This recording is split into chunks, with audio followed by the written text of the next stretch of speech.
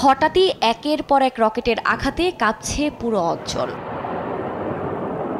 স্থানীয় সময় শনিবার ইসরায়েল অধিকৃত গোলান মালভূমির মাজদাল শামস শহরের একটি ফুটবল মাঠে হামলা চালায় লেবাননের হিজবুল্লাহ। এতে শিশুসহ হতাহত হন বেশ কয়েকজন। আহতদের দ্রুত নেওয়া হয় স্থানীয় হাসপাতালে। তবে দখলদার বাহিনীর হামলায় গোষ্ঠীর 4 জন নিহতের পাল্টা জবাবেই এই হামলা বলে ধারণা করা হচ্ছে। গেল 4 মাসের মধ্যে ইসরায়েলের ভূখণ্ডে এটিকে হিজবুল্লাহর সবচেয়ে বড় হামলা হিসেবে ধরা হচ্ছে। তবে এই হামলার পাল্টা জবাবের হুঁশিয়ারি দিয়েছেন ইসরায়েলের প্রধানমন্ত্রী বিনিয়ামিন নেতানিয়াহু।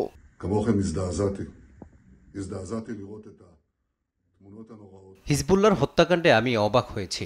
আমাদের ছোট ছোট বাচ্চারা খেলছিল, তাদের উপর ওরা হামলা চালিয়েছে। আমরা চুপ করে বসে থাকব না। অবশ্যই এর জবাব হবে খুবই ভয়াবহ। যদিও রকেট নিক্ষেপের বিষয়টি এরই মধ্যে অস্বীকার করেছে হিজবুল্লাহ, তবে পাল্টা হামলা চালানোর কঠোর বার্তা দিয়েছে ইসরায়েলের সামরিক শাখার মুখপাত্র।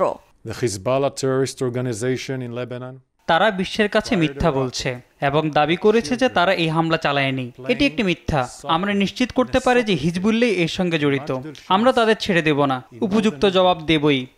Hezbollah then lied to the whole world.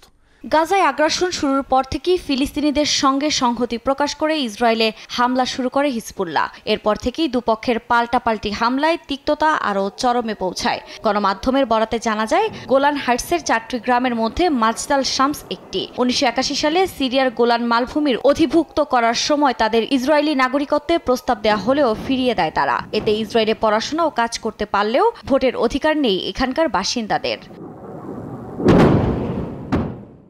Afrin Mou, news desk, দেশ টিভি।